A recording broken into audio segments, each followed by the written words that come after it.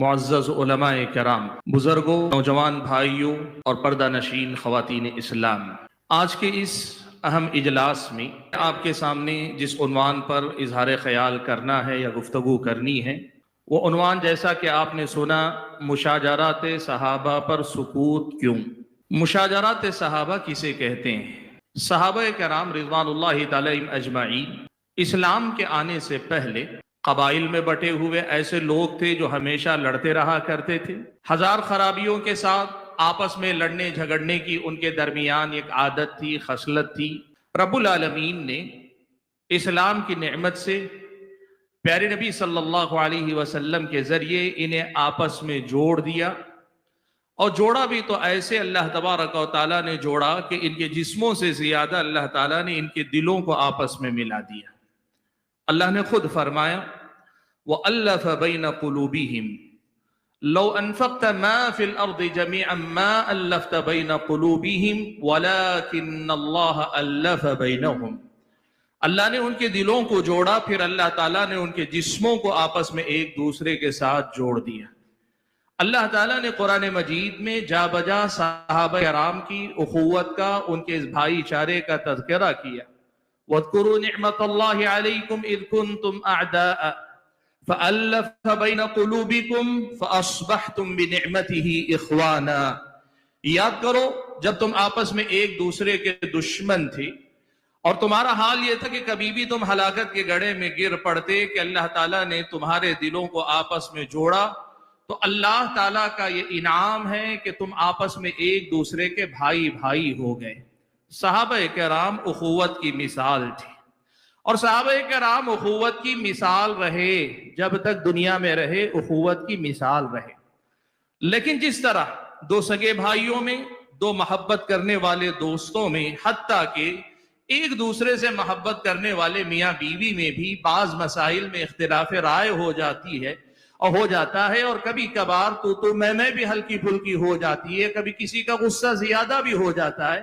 صحابہ کرام بشر تھے، صحابہ کرام بشر تھے۔ ہوا یہ کہ فتنہ پروروں نے حضرت عثمان غنی رضی اللہ تعالیٰ عنہ کو فتنے کے ذریعے جب شہید کر دیا، اس کے بعد ایک مسئلے میں ایک اختلاف ہوا۔ حضرت علی رضی اللہ تعالیٰ عنہ خلیفہ بنائے گئے، خلیفہ برحق تھے، تو ان کے سامنے لوگوں نے یہ سوالات اٹھائے۔ صحابہ ہی میں سے بعض گرامی قدر شخصیات نے یہ سوال اٹھایا کہ خلیفہ وقت حضرت عثمان کا خون رائے گا نہیں جانا چاہیے، فوراً بدلہ لینا چاہیے۔ یہ صحابہ میں سے کئی ایک کی رائے تھی۔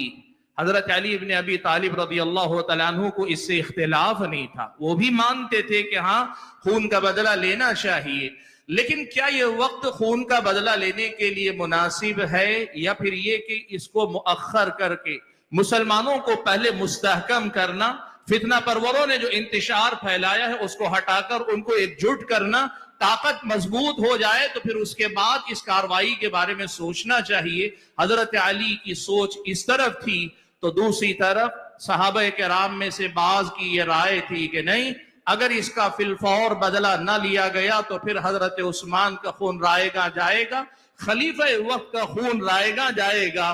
اسی بنیادی مسئلے پر اختلاف ہوا، اور اس کے نتیجے میں مختصراً آپ یہ جان لیجئے کہ دو جنگیں ہوئی، ایک طرف حضرت علی اور دوسری طرف حضرت عائشہ، طلحہ اور زبیر رضی اللہ تعالیٰ عنہم اجمعین، اور ان کے ساتھ کچھ اور لوگ جنگ جمل کی شکل میں، اور اس کے بعد حضرت معاویہ رضی اللہ تعالیٰ عنہ اور ان کے ساتھ کچھ صحابہ، اور ادھر حضرت علی رضی اللہ تعالیٰ عنہ خلیفہ، ان دونوں کے درمیان جنگ صفین ہوئی۔ یہ جو جنگیں، یہ جو اختلاف ہوا، اس کو مشاجرات صحابہ کہا جاتا ہے، یعنی صحابہ کے درمیان ہوا یہ اختلاف۔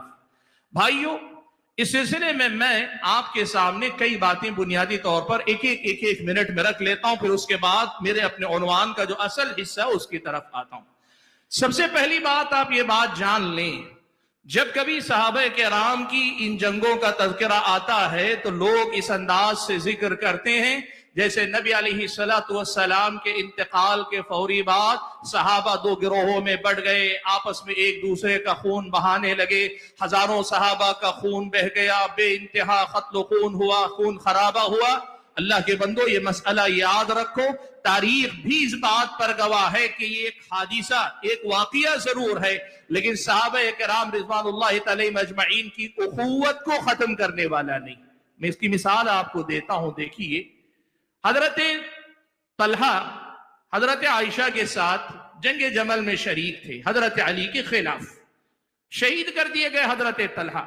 حضرت علی بن ابی طالب رضی اللہ تعالیٰ عنہ نے حضرت طلحہ کے فرزند کو دیکھا تو کہا کہ دیکھو انی لارجو، مجھے اس بات کا یقین ہے کہ تمہارے باپ اور میں اس آیت کا مصداق ہوں گے جس میں اللہ تعالیٰ نے کہا وَنَزَعْنَا مَا فِي صُدُورِهِم مِّن غِلٍّ إِخْوَانًا عَلَى سُرُرٍ مُتَقَابِلِينَ، لڑے بھی، جنگ میں شہید ہو بھی گئے حضرت طلحہ، لیکن حضرت علی کہا کرتے تھے مجھے اس بات کی امید ہے اللہ تعالیٰ سے کہ جنتیوں کا اللہ نے جو تذکرہ کیا کہ ان کے دلوں میں جو بھی ناراضگیاں ہوں گی ان کو ختم کر کے ان کو ہم تخت پر بٹھا کے رکھیں گے، وہ بھائی بھائی بن کر ایک دوسرے کے ساتھ وقت گزاریں گے۔ صحابہ جنگ لڑنے کے بعد بھی یہ سمجھتے تھے کہ ہم بھائی تھے، بھائی ہیں۔ اس جنگ کو آپ کبھی اس انداز سے نہ دیکھیں کہ صحابہ نبی کے بعد لڑ پڑے، فتنوں کا زمانہ چلا، ایسا مسئلہ نہیں۔ وہ حادثہ ضرور ہے لیکن یہ صحابہ کی کل زندگی کو گھیرے ہوئے نہیں، ایک حادثہ ہے یا دو جنگیں ہیں جو ایک واقعے سے جڑے ہوئے ہیں، لیکن صحابہ کی سیرتیں اس سے کہیں زیادہ وسیع دائرہ رکھتی ہیں۔ دوسری بات یہ بھی جان لیں اس جنگ میں ایسا بھی نہیں کہ صحابہ دو حصوں میں بٹ گئے ہوں، ایک طرف حضرت علی کا گروہ ہو، دوسری طرف حضرت علی کے مخالفین کا گروہ ہو، نہیں، نعوذ باللہ، یہاں مخالفت کا وہ تصور تھا ہی نہیں۔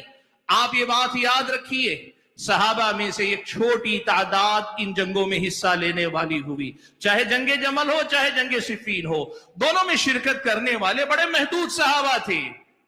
ابن سیرین رحمت اللہ علیہ ایک جملہ کہا کرتے تھے حاجت الفتنہ واصحاب رسول اللہ صلی اللہ علیہ وسلم 10,000 فلم يخضع لها 100 بل لم يبلغوا 30، کہتے تھے جب فتنہ بپا ہوا صحابہ کی تعداد 10,000 کے قریب تھے، تو اس 10,000 میں سے 100 لوگ بھی اس فتنے میں شامل نہیں ہوئے، بلکہ اگر حساب کر کے دیکھو تو 30 کی تعداد کو بھی نہیں پہنچتے۔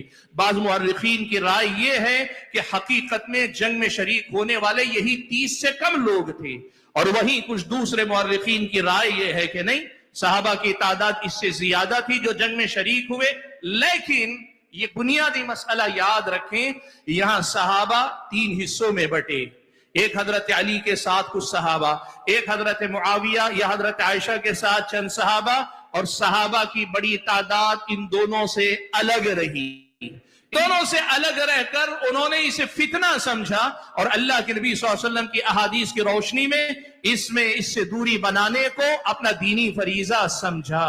اسی لیے دوسری اہم بات جو بتانا چاہتا ہوں، یہ صحابہ کے درمیان اختلاف ہوا لیکن سارے صحابہ اس جنگ کا حصہ نہیں تھے، چند صحابہ کے درمیان یہ جنگ ہوئی، حضرت علی رضی اللہ تعالیٰ عنہ، حضرت عائشہ، یا دوسری طرف حضرت معاویہ اور ان کے ساتھ چند صحابہ، ورنہ صحابہ کی اکثریت۔ شیخ الاسلام ابن تیمیہ رحمت اللہ علیہ نے صاف طور پہ لکھا ہے کہ کبار صحابہ کی اکثریت اگر دیکھی جائے تو وہ کنارہ کش رہنے والوں کے ساتھ تھی، نہ ان کے ساتھ نہ ان کے ساتھ شریک تھی۔ اس مسئلے کو بھی یاد رکھیں۔ تیسری بات جو ہم اور آپ کو یاد رکھنی چاہیے، یہ جنگ جو ہوئی، یہ جو اختلافات ہوئے، اس اختلاف کی وجہ حضرت عثمان کی شہادت کے بعد ان کے خون کا بدلہ لینا یہی مسئلہ تھا۔ نہ یہاں اقتدار کے لیے لڑائی ہوئی، نہ خلافت کا زیادہ حقدار میں ہوں، اس نقطے پہ بات ہوئی۔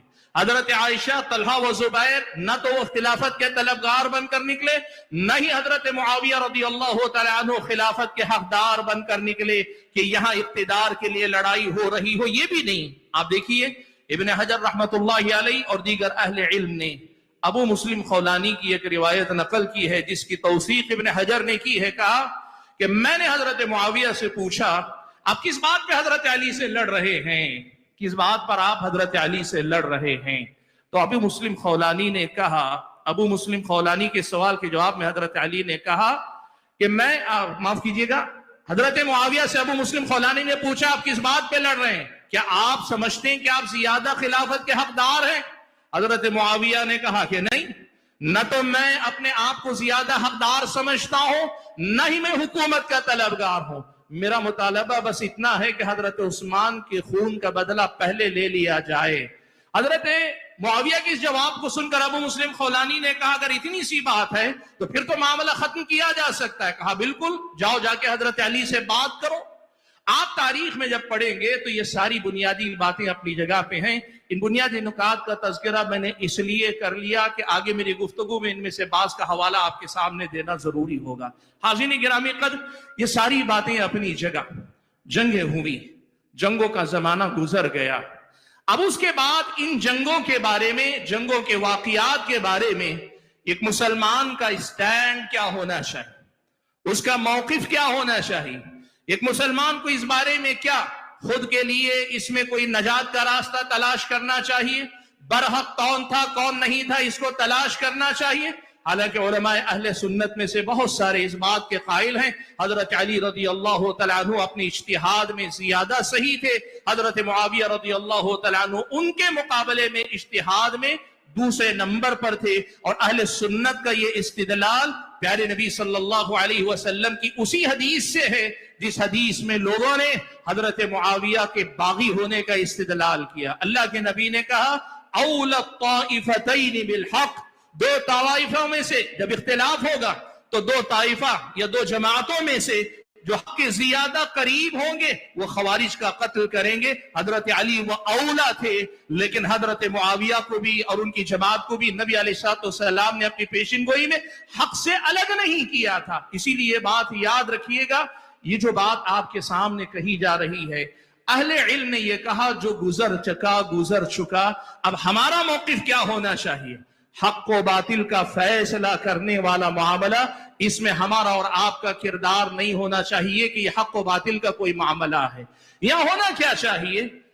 علماء اہل سنت، امام احمد بن حنبل رحمت اللہ علیہ، یا ان سے پہلے عمر بن عبدالعزیز رحمت اللہ علیہ، یا ان کے بعد، یا اس سے پہلے قرآنی آیات یا پیارے نبی صلی اللہ علیہ وسلم کی احادیث، اس مسئلے میں ہم اور آپ کو یہ سکھاتی ہیں کہ چونکہ ایک صحابہ کے درمیان اختلاف رائے کا مسئلہ تھا، ایک اجتہاد کا مسئلہ تھا، اس لیے بعد میں آنے والے لوگوں کو اس پر سکوت اختیار کرنا چاہیے، خاموشی اختیار کرنی چاہیے. اس میں اپنے آپ کو فیصلہ کرنے والا بنا کر داخل نہیں کرنا چاہیے.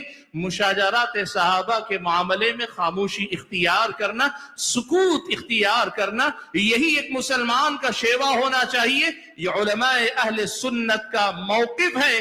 اس پر اہل علم میں سے کئی ایک نے اتفاق نقل کیا ہے. کیا مطلب ہے مشاجرات صحابہ پہ سکوت کا مطلب کیا ہے؟ پیارے نبی صلی اللہ علیہ وسلم کی حدیث اور اس سے پہلے قرآن مجید کی ایک آیت کی روشنی میں میں حکم بھی بتاؤں گا اور سکوت کا مفہوم بھی بتاؤں گا.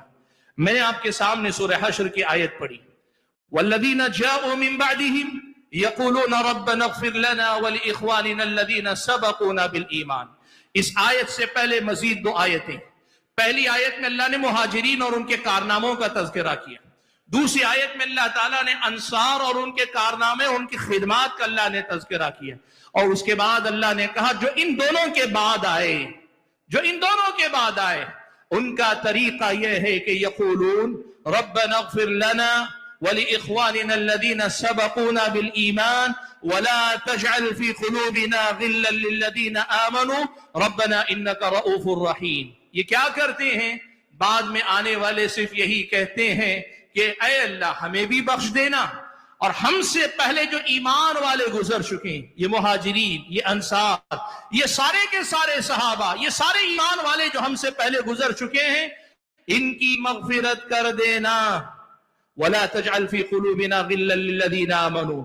اہل ایمان میں سے کسی کے لیے بھی ہمارے دل میں کسی قسم کا کینہ، کپٹ، حسد، جلن، ناراضگی، غصہ، یا پھر یہ کہ کسی بھی قسم کا خلل یا کھوٹ کچھ ہمارے دل میں نہ رہنے دینا. وَلَا تَجْعَلْ فِي قُلُوبِنَا غِلًّا لِلَّذِينَ آمَنُوا رَبَّنَا إِنَّكَ رَؤُوفٌ رَحِيمٌ. حاضرین گرامی قدر، اس آیت نے دو مسئلے صاف کیے. ایک مسئلہ تو یہ صاف کیا کہ سکوت کا مطلب یہ کہ ایسا نہیں کہ صحابہ کا ذکر ہی نہ کرو، ایسا نہیں، بلکہ اس آیت نے بتایا کہ اگر صحابہ کا تذکرہ ہو تو ذکر خیر ہی ہونا چاہیے. ذکر خیر ہی ہونا چاہیے. ان میں سے کسی کی عیب جوئی، کسی کی غلطی، کسی کی کمی تلاش کرنے کے مقصد سے اس موضوع پہ داخل ہونا، اس سے سکوت اختیار کرنا ہے.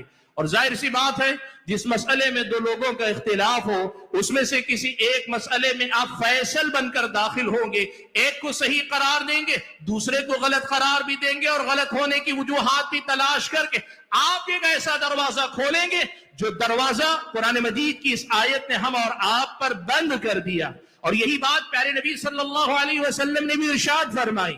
طبرانی کی روایت ہے، حضرت عبداللہ ابن مسعود رضی اللہ تعالیٰ عنہ راوی ہیں، فرماتے ہیں کہ نبی علیہ السلام نے تین چیزوں کا ایک بعد دیگر تذکرہ کیا. کہا اذا ذکر اصحابی فامسکوا، اذا ذکر النجوم فامسکوا، اذا ذکر القدر فامسکوا. جب ستاروں کا تذکرہ آئے تو رک جاؤ، جب تقدیر کا مسئلہ آئے تو رک جاؤ، اور جب میرے صحابہ کا تذکرہ آئے تو رک جاؤ. کیا مطلب؟ ستاروں کا تذکرہ اچھے انداز میں ہو سکتا ہے، لیکن وہ ستارہ پرستی کے غلط عقائد جو ہمارے اور صاحب کے سماج میں اور جاہلی سماج میں تھے، جب اس کا تذکرہ آئے تو اپنے آپ کو روک لو. تقدیر پر ایمان میں ایسے سوالات کرنا جن سے روکا گیا ہے، ایسا جب موقع آئے تو اپنے آپ کو روک لو. اور ایسے ہی صحابہ کا تذکرہ تو خوب کرو، لیکن میرے صحابہ کے اندر عیب جوئی یا کمی تلاش کرنے والی کوئی گفتگو شروع ہو، اپنے آپ کو روک لو. اذا ذکر اصحابی فامسکوا. میں بتا دو، شیخ البانی رحمت اللہ علیہ نے اس حدیث کو صحیح قرار دیا.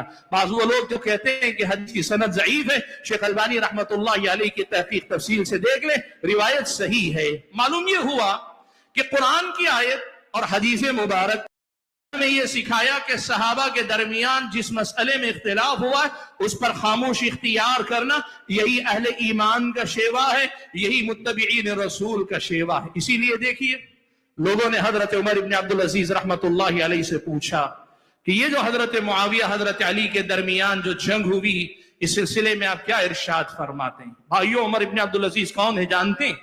اللہ کے نبی نے جو پیشن گوئی کی تھی کہ ہر 100 سال میں اللہ ایک مجدد پیدا کرے گا.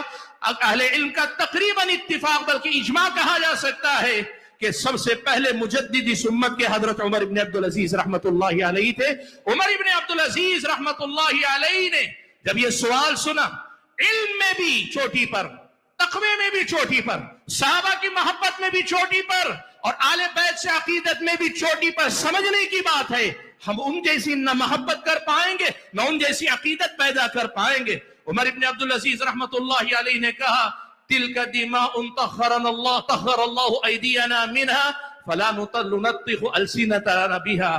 کہا اللہ تعالیٰ نے ان کے خون سے ہمارے ہاتھوں کو پاک رکھ لیا، یعنی ان دنوں ان جنگوں میں اللہ نے شرکت سے ہمیں بچا لیا تو اللہ کا کرم ہم پر ہوا ہے. جب اللہ نے ہمارے ہاتھوں کو آلودہ ہونے سے بچا لیا ہے تو کیوں ہم اپنی زبانوں کو کھول کر اپنی زبانوں کو آلودہ کر لیں؟ سبحان اللہ. اللہ کے بندو، جو موقف حضرت عمر ابن خطاب حضرت عمر ابن عبدالعزیز رحمت اللہ علیہ نے اپنایا، یہی وہ موقف ہے جسے کہتے ہیں مشاجرات صحابہ میں سکوت اختیار کرو. امام احمد بن حنبل رحمت اللہ علیہ سے کسی نے پوچھا کہ آپ اس سلسلے میں کیا کہتے ہیں؟ کہا لا نقول فیہ الا الحسنى. بھئی تم چاہے جو کہہ لو، ہم سے اگر پوچھیں گو ہم صرف اچھی بات کریں گے، ان کا ذکر کریں گے تو صرف اچھا ہی تذکرہ کریں گے، اور کوئی بات ہماری زبان سے ان کے بارے میں تم نہیں سنو گے. بھائیو، یہ ہے قرآن کے بعد سلف صالحین کا موقف. اور مسلک حق یا فرقہ ناجیہ کا جو طریقہ ہے وہ کیا ہے؟ وہ قرآن کی آیت، حدیث رسول، سلف صالحین کے فہم کے مطابق چلتے ہیں. اور اس بنیاد پر ہمارے پاس یہ موقف ہے کہ صحابہ کے بارے میں ایسا کوئی شخص، ایسی کوئی تحریر، ایسا کوئی معاملہ، ایسا کوئی موضوع جو ان میں سے کسی پہ طعن و تشنیع کا دروازہ کھولتا ہو، وہ ہمارے نزدیک حرام ہے، ناجائز ہے کہ کوئی وہ دروازہ کھولے. ہاں، اگر کسی نے ذکر کیا ذکر خیر، سارے صحابہ کا ذکر خیر کرو. اور اگر کسی نے برائی کا دروازہ کھولا ہے، اس کے دفاع کے لیے اگر آپ اس موضوع پہ اسی قدر بولتے ہیں جتنی ضرورت ہے، یہ خیر ہے، یہ خیر کا پہلو ہے. اہل علم نے اس کی اجازت دی اور اس کو جائز قرار دیا. لیکن صحابہ میں سے کسی کی بھی تنقیص تک لے جانے والا معاملہ یہ سلفی منہج نہیں، سلف صالحین کا منہج نہیں، اور ان کا منہج نہیں جن کو اللہ تبارک و تعالیٰ نے امت پر حجت قرار دیا ہے. سبحان اللہ. حاضرین گرامی قدر، میں ایک بات آپ کے سامنے ذکر کروں. سوال یہ پیدا ہوتا ہے کہ اس پر خاموشی کیوں؟ تو ایک تو یہ جواب آپ کے سامنے ملا، قرآن کا حکم، حدیث کا حکم ہے، سلف صالحین کا یہ طریقہ ہے، اور اسی کو سامنے رکھ کر میں آپ کو بتاؤں، اگر کوئی آدمی آپ سے پوچھے نا، کوئی بھی پوچھے کہ بھئی اس موضوع پہ بات کیوں نہ کی جائے، کیوں خاموش رہنے کے لیے کہا جاتا ہے، آپ ایک مجمل جواب دے دیجئے، یہ خیر القرون کا طریقہ، یہ صحابہ تابعین طبع تابعین کا طریقہ، یہ ان کا طریقہ ہے جن کے برحق ہونے یا پھر یہ کہ جن کے سب سے بہتر ہونے کا اللہ کے نبی صلی اللہ علیہ وسلم نے اعلان فرمایا، جن کی ضمانت اللہ کے نبی صلی اللہ علیہ وسلم نے دی۔ جب وہ لوگ جو سب سے اچھے تھے ان کا خاموش رہنا اچھا تھا، تو بعد میں آنے والوں کا بولنا کبھی اچھا نہیں ہو سکتا اللہ کے بندوں۔ اللہ تعالیٰ نے نبی علیہ السلام کی زبانی جس زمانے کے لوگوں کے طرز عمل کو امت کا سب سے بہتر طرز عمل قرار دیا، بعد کے لوگوں کا طرز عمل ان سے زیادہ بہتر نہیں ہو سکتا۔ سبحان اللہ۔ عمر ابن عبدالعزیز رحمت اللہ علیہ کی نصیحت دیکھو کتنی پیاری نصیحت ہے۔ سنن ابی داؤد کے اندر یہ روایت موجود ہے، کسی نے عمر ابن عبدالعزیز رحمت اللہ علیہ کو لکھ بھیجا کہ آپ ذرا میرے لیے نصیحت کر دیجئے یا نصیحت لکھ بھیجئے۔ جو نصیحت انہوں نے لکھی کافی لمبی، ان میں سے میں صرف 2-3 جملے آپ کے سامنے لیتا ہوں۔ وہ کہتے ہیں وقف حیث وقف القوم، وقف حیث وقف القوم، جہاں یہ لوگ رک گئے نا، صحابہ تابعین طبع تابعین، تم بھی وہاں رک جاؤ۔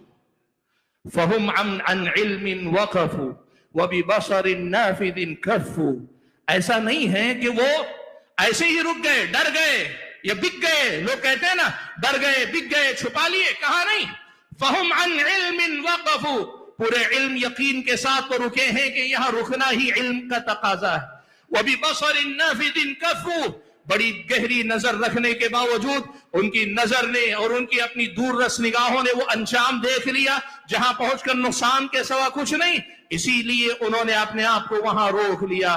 کہا ایسا ہی نہیں ہے کہ وہ عاجز تھے، حالانکہ وہ لوگ اگر چاہتے تو ان مسائل کی تحقیق تم سے زیادہ بہتر کر سکتے تھے۔ کانوا اقوا، وہ بہت زیادہ طاقتور تھے اس معاملے پر، اس کے باوجود ان لوگوں نے اپنے آپ کو روک لیا، اس لیے قف حیث وقف القوم، وہاں رک جاؤ جہاں وہ لوگ رک گئے، صحابہ تابعین طبع تابعین جہاں رک گئے تم بھی اپنے آپ کو وہیں روک لینا، اسی میں تمہارے میرے دین کی سلامت ہے۔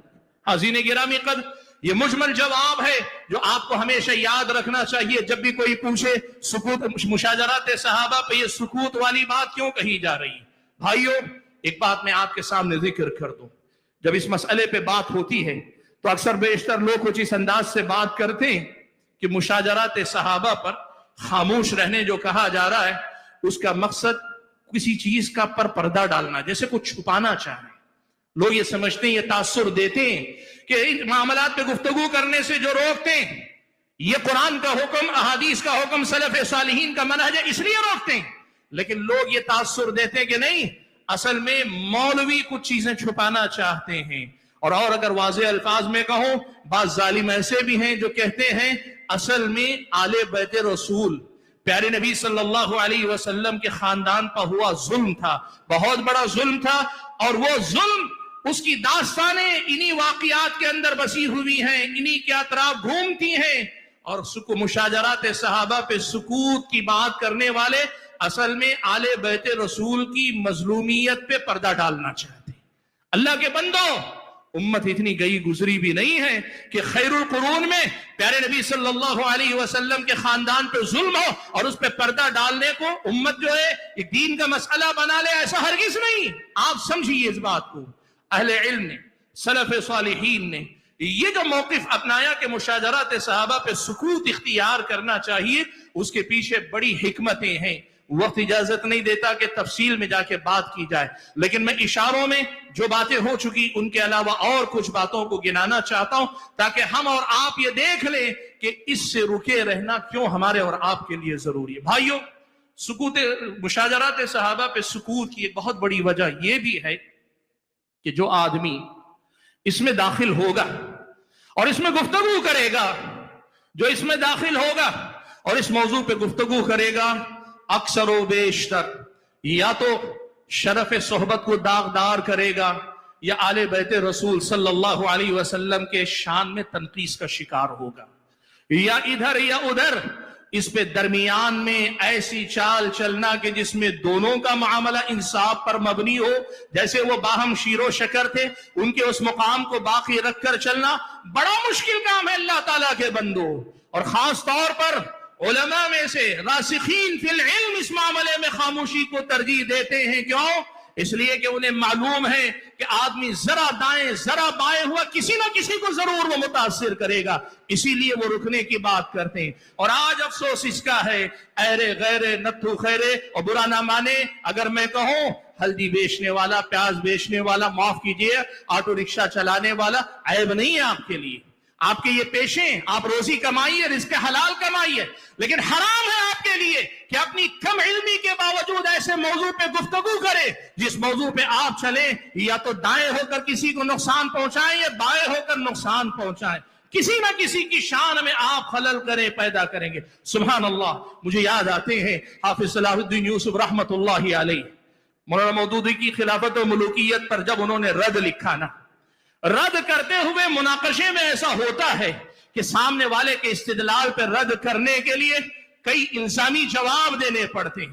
الزامی جواب دیتے دیتے ایک مقام وہ بھی آیا جہاں انہوں نے موازنہ کرتے ہوئے حضرت علی رضی اللہ تعالیٰ عنہ کے موقف کا حضرت معاویہ کے موقف سے موازنہ کیا، اور موازنہ کرنے کے بعد اپنے آپ سے کہتے ہیں، لکھتے گا پڑھ کر دیکھیے کتاب، کہتے ہیں کہ اس مقام پر ہمیں اپنے آپ پر شرم آتی ہے کہ کل روز قیامت ہم کس منہ سے ان اصحاب کا سامنا کریں گے.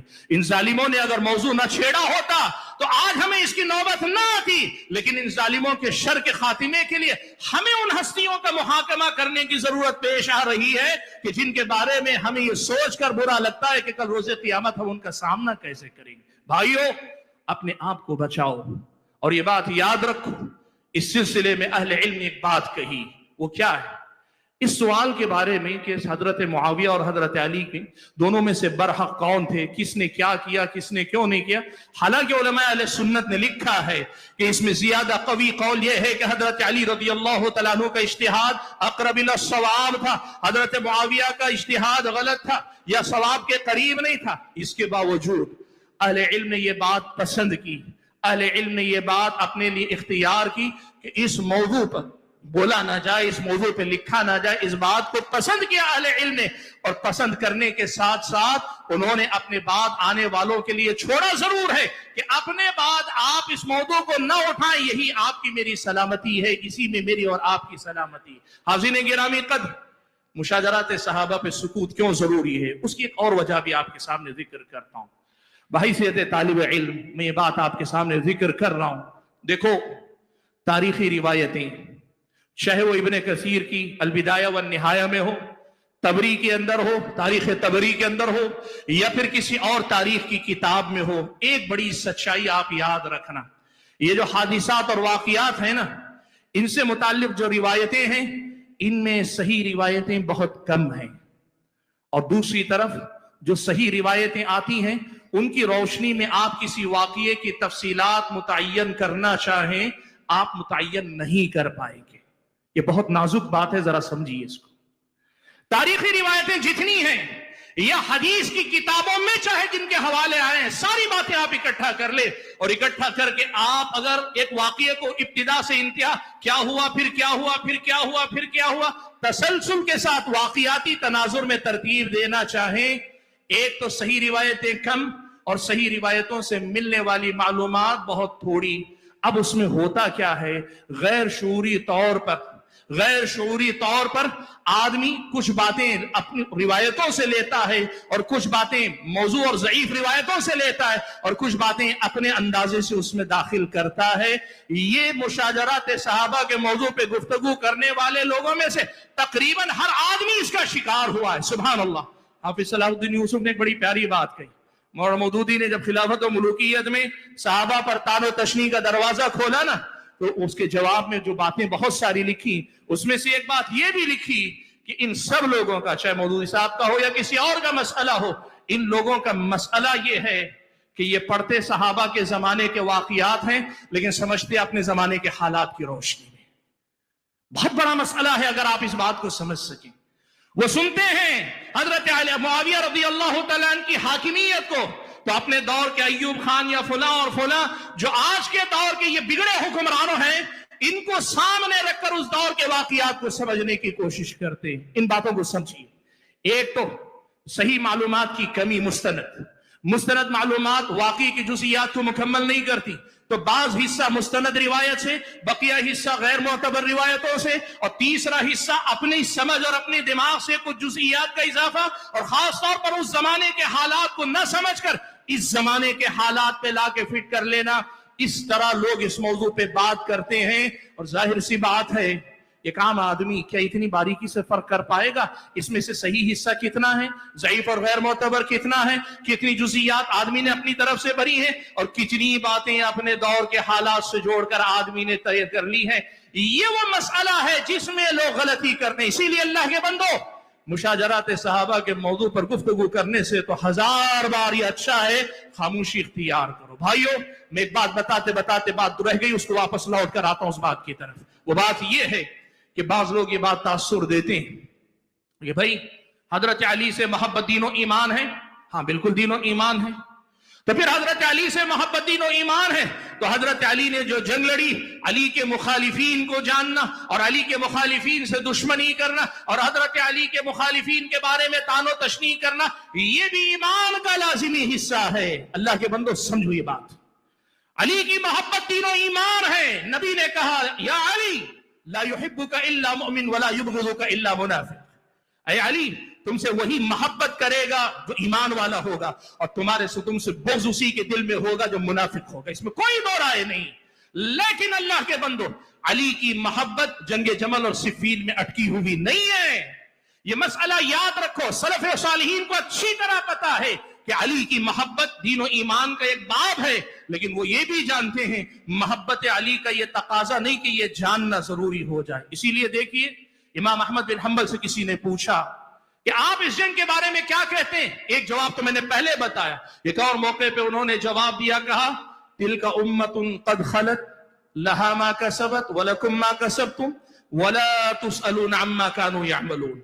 ये आयत पिछली उम्मतों के बारे में नाजिल हुई, लेकिन इमाम अहमद बिन हंबल रहमतुल्लाहि अलैहि समझते हैं और समझा रहे हैं कि अली और मुआविया या दीगर सहाबा के दरमियान ये जो मुशाजरत हुई, इस मुशावजरत का मामला भी ऐसा ही है कि इसमें वो गए अपने आमाल के साथ गए।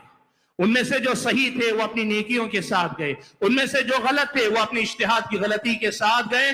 वला तुसअलून अम्मा कानू यअमलून, तुमसे उसके बारे में नहीं पूछा जाएगा। कुरान और सुन्नत में कहीं ये बात नहीं है कि आपसे नजात उस वक्त तक आपकी नहीं होगी जब तक आप इस सवाल का जवाब दे दें कि अली और मुआविया में बरहक कौन थे, आयशा और अली में बरहक कौन थे। अल्लाह के बंदो, मैं एक बात आपको बताऊं, बहुत सारे लोग ये समझते हैं, एक बड़ा नाजुक सा मसला ये भी समझिए, मुशाजरात सहाबा में लोग आमतौर पर समझते हैं कि इसमें मसला सिर्फ हजरत मुआविया पर आएगा। आप जानते हैं ना, इंजीनियर मिर्जा की बात हो या कोई और हो, वो लोग मुशाजरात सहाबा के नाम पे हजरत मुआविया पे निशाना लगाते हैं। ऐसा मत समझो कि ये आग सिर्फ हजरत मुआविया तक पहुंचेगी। ऐसा नहीं कि ये सिर्फ हजरत मुआविया का मामला। और जालिम तो यहां तक कहते हैं कि जो इस मौजू पे बात करता है वो हुसैनी है, और जिस मौजू पे खामोशी की बात करता है वो यजीदी है। जालिमों, समझो मसले को समझो। ये मसला सिर्फ हजरत मुआविया तक नहीं रुकेगा। क्यों? जिस बुनियाद पे हजरत मुआविया ने हजरत अली से जंग लड़ी, उसी बुनियाद पे हजरत आयशा और हजरत तला, हजरत जुबैर ने भी हजरत अली से जंग लड़ी। हो सकता है तुम हजरत मुआविया पे रुक जाओ, लेकिन कल कोई राफिदी तुम्हारे ही तर्ज इस्तिदलाल से हजरत आयशा को भी कहेगा, तलहा को भी कहेगा, जुबैर को भी कहेगा। फिर किस बुनियाद पे कहोगे कि नहीं नहीं मुआविया के सिलसिले में तो बात करनी चाहिए, आयशा, मुआज़ा, तलहा और जुबैर के सिलसिले में बात नहीं करनी चाहिए? किस बुनियाद पे कह पाओगे? अल्लाह के बंदो, बात को समझा करो। अहले इल्म ने जो बात कही, फहुम अन इल्मिन वक़फ़ू व बिबसरिन नाफ़िदिन कफ़ू, पूरे इल्म और पूरी बसीरत के साथ उन्होंने ये मौक़िफ़ तय किया है कि मुशाजरात सहाबा पे सुकूत इख्तियार करना चाहिए। और ये कोई फर्जी बात नहीं, मेरी जिंदगी में मैंने एक अनोखा वाक़या ऐसा देखा और आज आपके सामने सुना देता हूं। सुनिए बात। आप क्या समझते हैं मुशाजरात सहाबा के मौजू पे बात होगी, जद सिर्फ हजरत मुआविया पे पड़ेगी? नहीं, जालिम हजरत आयशा और उन तक तो पहुंच नहीं है। मैंने अपनी जिंदगी में ऐसा भी वाकया देखा है, एक बदबख्त ने हजरत अली रजी अल्लाह तआला अन्हु के बारे में गुस्ताखी की। उसने क्या कहा पता है? बात चली, मुनकिर हदीस था, बात चल रही थी तो कुछ बात आई, उसने मेरे सामने जो जुमला कहा, नकले कुफर नहीं होता, लेकिन बात की नजाकत बताने के लिए कहता हूं। मैं तालिब इल्म था, 4ठी 5वीं जमात में पढ़ रहा हूं, उस वक्त की बात है। उसने मेरे सामने कहा, जब तारीख पढ़ो तो अली को तारीख का सबसे बड़ा मुजरिम समझकर पढ़ो। मैंने उससे कहा, अल्लाह के बंदे, अली मुबश्शिर बिल जन्नह है, अल्लाह के नबी ने जब जन्नती होने की बशारत दी है तो उस आदमी ने क्या कहा मालूम है? कहा, नबी जन्नत का सर्टिफिकेट बांटने के लिए नहीं आए थे, अली को इसका हक नहीं बनता कि अपनी एक राय की खातिर मुसलमानों का खून बहाता फिरे। आप क्या समझते हैं? मुशाजरात सहाबा पे खामोशी की बात जो हम करते हैं कि इसलिए करते हैं कि नऊजुबिल्लाह यहां कोई हजरत मुआविया की गलती है और हम उसे पर्दा डालने की कोशिश कर रहे हैं। अल्लाह के बंदो, जो आग पड़ोसी के घर में लगेगी हमारे घर तक पहुंचेगी और राफिलियत के लिए दरवाजा खुलेगा। आप ये बात याद रखना। हाज़िन गिरामी कद्र, मुशाजरात सहाबा पर खामोशी क्यों इख्तियार की जाए, इसके असबाब में से एक सबब और भी है। भाइयों, आप ये बात याद रखो, सहाबा के बारे में ये दरवाजा बंद करके कि इदा ज़ुकिरा अस्हाबी फअमसिकू, अल्लाह तबारक व तआला ने दीन की हिफाजत और जमानत या दीन की सनद की हिफाजत और अल्लाह ताला ने उसकी जमानत दी है। इमाम अबू ज़ुरआ रहमतुल्लाहि अलैह इसीलिए एक बात कहा करते थे, इदा रअयता अहदन यंतखिसु अहदन मिन अस्हाबि रसूलिल्लाह सल्लल्लाहु अलैहि वसल्लम फअलम अन्नहु जिंदीक। कहते थे कि जब तुम किसी भी आदमी को ये देखो कि वो किसी भी सहाबी की शान में कुछ उंगली कर रहा है, मैं यही लफ्ज कहूंगा, कोई भी खामखा की छेड़छाड़ कर रहा है, जरा बराबर उनकी तनकीस करने की कोशिश कर रहा है, तो सीधे सीधे ये बात जान लो कि वो बेदीन आदमी है। दीनदारी नहीं, अली की मोहब्बत नहीं, अली की मोहब्बत में ईमान का मुजाहरा नहीं। इमाम अबू ज़ुरआ रहमतुल्लाहि अलैह ने कहा कि ये सीधे सीधे जिंदीक आदमी है, बेदीन आदमी है। और क्यों कहा? उसकी वजह यह है कि हमारे पास अल्लाह ताला हक है, नबी बरहक है, हमारा दीन बरहक है, और ये अल्लाह रसूल और दीन की बात किसके जरिए पहुंची? सहाबा इकराम के जरिए पहुंची। अब जो आदमी सहाबा पर तानो तशनी का दरवाजा खोल रहा है, वो हमारे दीन की, हमारे कुरान की, हमारी सुन्नत की सनद को मजरूह करना चाहता है। वो क्या चाहता है? असल में वो दीन को ढाना चाहता है, लेकिन दीन को ढा नहीं सकता तो दीन लाने वाले गवाहों को ढाना चाहता है। गवाही गिर जाएगी, मुकद्दमा बेदलील हो जाएगा, दीन गैर मोतबर हो जाएगा। यही वो चाहते हैं। अल्लाह के बंदो, एक बात याद रखो, हो सकता है जो ये तानो तशनी का काम करते हैं, हो सकता है उनकी नीयत दीन ढाना ना हो, लेकिन तुम्हारी नीयत नहीं होगी, लेकिन तुम्हारा तर्ज अमल जरूर दीन को ढाने वाला है, दीन की सनद को मजरूह करने वाला। सहाबा के दिल में, जिसके दिल में जरा बराबर खोट पैदा हो गई ना, फिर वो दीन के सही मफहूम, सही तसव्वुर या दीन की सही समझ तक पहुंच ही नहीं सकता। अल्लाह के बंदो, ये बात आप लिख कर ले लो। अल्लाह के बंदो, इसीलिए आप देखो, इमाम मालिक रहमतुल्लाहि अलैह बड़ी प्यारी बात कहते थे और बड़ी खतरनाक बात भी थी। वो एक बात कहते थे कि देखो, जब तुम किसी आदमी को देखो कि वो सहाबा में से किसी को तानो तशनी का निशाना बना रहा है, फत्तहिमु अलल इस्लाम, उसके इस्लाम पर ही शक करो तुम। क्यों? इसलिए कि ये मुआमला सिर्फ सहाबी तक नहीं रुकेगा। लोग कहने वाले ये कहेंगे, असल में मामला ये था कि आदमी बुरा था, इसलिए उसके साथी भी बुरे निकले। अगर आदमी सही होता तो उसके साथी भी सही निकलते। कौन है ये आदमी? कौन है ये आदमी? कौन? प्यारे नबी सल्लल्लाहु अलैहि वसल्लम। नबी के सहाबा पे तानो तशनी करना, बिलवास्ता नबी के किरदार पे सवाल खड़ा करना। अल्लाह के बंदो, ये इमाम मालिक ने कहा है। अल्लाह के बंदो, तुम कहते हो मेरे पास हजरत मुआविया पे बात करने की वजूहात है, किसी जालिम के पास कुछ और वजूहात होंगी, सब गलत होंगी, लेकिन कमजोर से ही तुम अपनी अपनी वजूहात पे दरवाजा खोलने लगे। ये आग नऊजुबिल्लाह दामन रिसालत तक जरूर पहुंचेगी, इस बात को याद रखना। इसीलिए सलफ सालिहीन कहते हैं अपनी जबानों को रोक लो। भाइयों, वक्त मेरा खत्म हो रहा है, इसलिए एक अहम बात आखिर में जिक्र कर देता हूं। लोग एक बात कहते हैं कि जब कभी आप सलफ सालिहीन का ये मौक़िफ़ जिक्र कीजिए ना, कहते हैं ये सब के सब उम्मतियों के अक़वाल, हम तो अल्लाह के नबी की किताब, अल्लाह के नबी सल्लल्लाहु अलैहि वसल्लम की हदीसों का हवाला दे रहे हैं। ہم اللہ کے نبی کی حدیثوں کا حوالہ دے رہے ہیں. حدیث پر کتاب نمبر کھولا، صحیح مسلم کا حدیث نمبر یہ، بخاری کا حدیث نمبر، ہم تو حدیثوں کے حوالے سے بات کر رہے ہیں اور یہ سارے کے سارے علماء کے اقوال کی بات کر رہے ہیں. غلط سمجھتے ہو یا غلط سمجھاتے ہو، آج یہ مسئلہ بھی سمجھ لو.